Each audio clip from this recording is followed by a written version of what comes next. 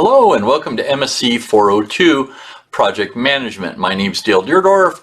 I'm your facilitator, instructor, and coach for all the sessions we've got remaining in our course. And what I wanted to do is I wanted to give you a Module 3 overview, a quick video overview of all the components, everything that's required for you to complete in Module 3. Module 3 is going to be confined to the planning phase. So that's going to be the phase that we're going to focus on. And our specifics are going to be on defining a project. How do we define a project? What are the characteristics of it? How do we finish off really understanding what our project is going to look like? So let's go ahead and jump in. The first thing I want to do is I want to tell you congratulations on completing Module 2. Module 2 had a lot of pieces there that we really focused on. We really want you to understand now that you've completed that front end. This is the planning phase. This is where we really start to put some structure to what we've got in front of us. So we've got a scope statement that laid out specifics. We've got the team charter that laid out a lot of the characteristics of what the elements and deliverables would be for our stakeholders. Now what we want to do is we want to focus on creating a manual work breakdown structure. And then from that manual breakdown structure, we're then going to incorporate that into the front end of a scheduling tool. And there's a couple of them we'll talk about so that we can start to see graphically and logically how everything lines up, what those pieces and components look like.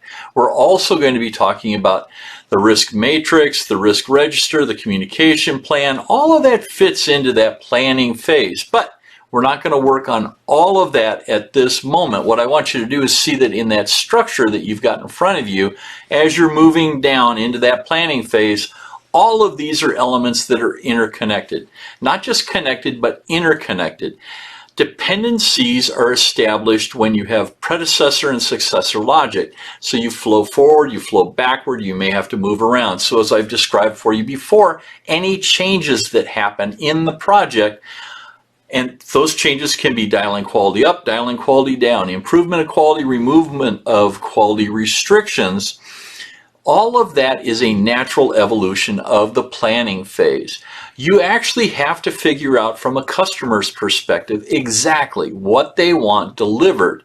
How do we create the plan to do that? And then we will still then move into the next phase, which we'll be executing. But for right now, the big focus is going to be on that work breakdown structure, how we decompose that from the information that we've got, and then how we then take that to the next level of starting to work on putting together, some level of schedule and charting for the planning associated with that. So let's go ahead and jump into exactly what we're looking at. So once again, congratulations on completing Module 2. Module 2 had a lot of moving pieces to it. Module 3 is going to have a lot also, along with some additional options that I've made available for you.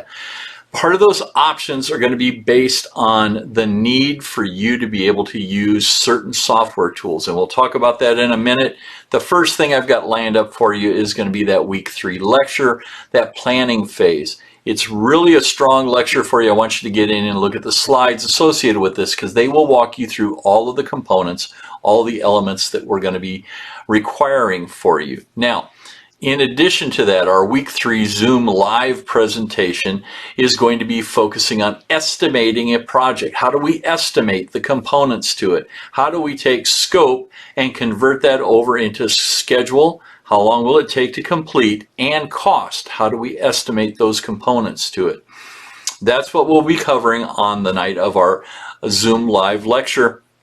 Feel free to join early if you've got any questions for me. You can stick around late. Also, we want to make sure that anything that you're concerned about, we offer you the opportunity to discuss. So don't forget, you can connect with me during, anytime you want to contact me on the phone, email me, text message me, anything that works for you, we'll figure out a way to help keep you and your team moving forward in a positive direction. Now, I then put on that other hat, which is the PMO representative. So I am once again the ECS PMO representative. We always will be asking you who the team leader is.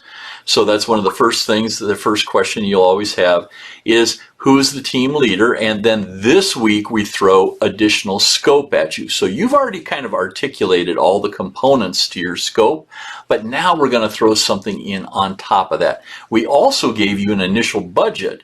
So you've got an initial budget. Any new scope that comes in is going to be an increase to that.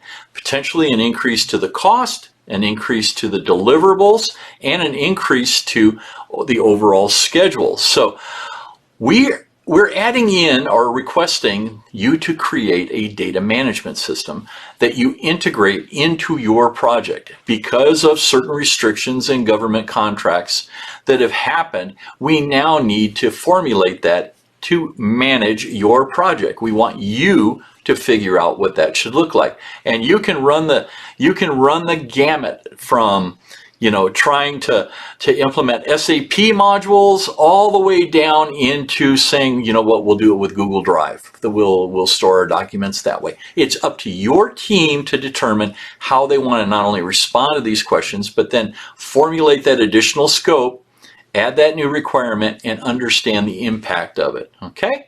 Because the impact of it may cause an upper in your project later on down the road. We're trying to baseline at a certain point, and we need to know where we draw the line of the baseline. So that's what you've got for the ECS PMO message that's going to be coming to you. Now, don't forget that the individual assignment for this week will be the weekly team leader will pick up the Module 2 team leaders report and start to look at where are we, how do we move forward, and they will fill out the week 3 individual report. They will also help you pull together any weekly meetings you have. So you may have Zoom meetings going. You may have a variety of different elements that you're working with. I'm hoping that you're still using Monday.com and you're working, trying to understand what that structure looks like as you've got it loaded into a couple of these different tools. But first, let's take a look at our team weekly assignments. You're going to have 2 of them. The first one is going to be a manual WBS. That is an Excel spreadsheet that lays out the structure of the project, the required structure that I am implementing for you. And you can see that it has specific elements, a feasibility study, a requirements analysis. You can see them across the top and down. And you'll notice that there's 3 open blocks here. You can create a structure for you from a project standpoint that has as many major tasks as you want in it. Below each major task, you will have subtasks, and you will have to identify those. So under a feasibility study, what are the elements? What are the actual goals, the objectives, the pieces, potentially the milestones? What are the elements that are necessary to create that feasibility study? All of that becomes those subtasks, and you can lay in additional pieces to the project structure if you want. That's why we've got open spaces for you at the end. You can move these around any way you want, but ultimately your first team assignment for Module 3 is going to be this particular document coming to ECS, to the PMO, and it is your WBS structure. Everything that was in the scope statement should be able to be decomposed down in here also. So you should see elements or areas that it will all fit. Now, in addition to that, once you've got this Excel spreadsheet completed, there is the need to then put this into a software program. Now, we've defaulted to Microsoft Project. We want you to use Microsoft Project if you have it available. Many of the team members may not have access to Microsoft Project. That's why we've asked you to use Monday.com. Monday.com gives you the ability to take all this information.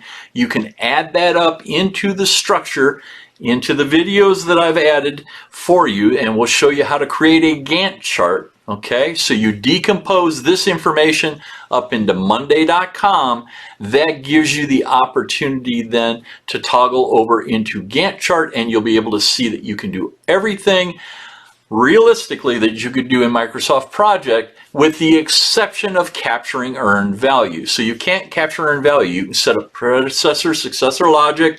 You can do all of the formulations that we've got for you, but you can't do a baseline and then capture earned value. That's the advantage of Microsoft Project.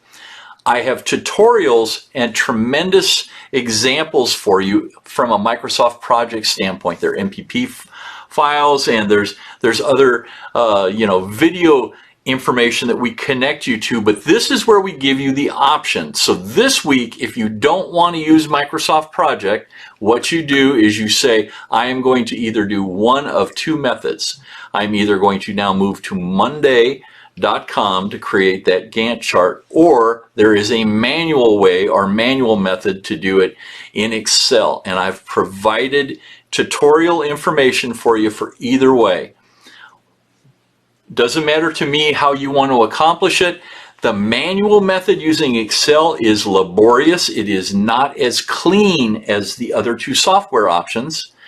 Monday.com is a perfect example of being able to utilize the functionality once you've decomposed the scope to toggle over and create your Gantt chart, or starting with Microsoft Project, laying it out in that structure is one of the strongest methods. You'll find that a lot of companies use Microsoft Project, and they decompose those MPP files up to create earned value reports.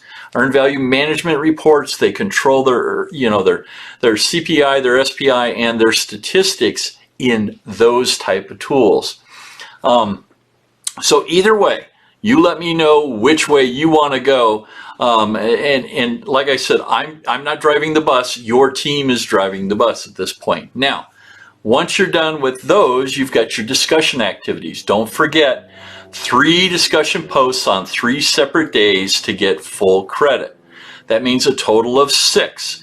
The posts should allow you the opportunity to agree to disagree with each other. So I think the discussions up to this point have been just fantastic. You guys have been doing a great job of elaborating on my requests for information, our situations. You've talked about how you personalize it not only in your professional but your personal life.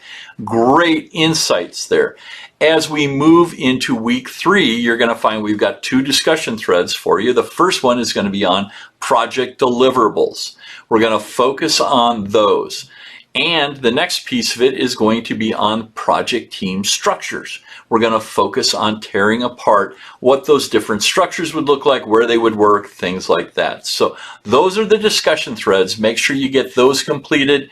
Like I said, 3 discussion posts on 3 separate days. Get you full credit. If you're running into problem, contact me. We'll find another solution for you. Now, the next 2 pieces we've got are going to be your readings. So your PMBOK, once again, you're in that red section. You're in that new section. And now we're going to be focusing on the Module 3 components, which are going to be Chapter 2-3, which is a development approach and life cycle performance domain. And those are going to be pages 32 through 50. And then the next piece of it is going to be Chapter 2-4, planning performance domains. And those are on pages 51 through 68. Great information in here. It really, really is valuable. And I think you'll find great ability to use these in your work as you come back. These domains have got strong write-ups in them, and they've got great, I'll call it epiphanies, once you start to see how it all fits together. Now, in addition to that, your project management book by Larson and Gray, you ultimately are going to cover almost all of this book by the time we're done. You're just pulling at pieces of it, and we're going to, at a module 4, we'll start to move around perspective. But for module 3, okay, you're going to do chapter 5 on estimating project times and costs. It gives you information on how to make sure we get that done correctly. And chapter 6, developing a project plan. So the overall project plan. Now that's everything that I've got lined up for you for module 3. You guys are doing great. As we finish module 3, you're almost to the halfway point. So you can see that this course is moving really rapidly, but you guys are making great strides. I just want to let you know how proud I am of you. You have engaged in not only the discussions, but the assignments that you are submitting have got a high degree of professionalism. Let me know if there's anything I can do to help you as you continue to move forward, but have a great week 3 and let me know. Bye.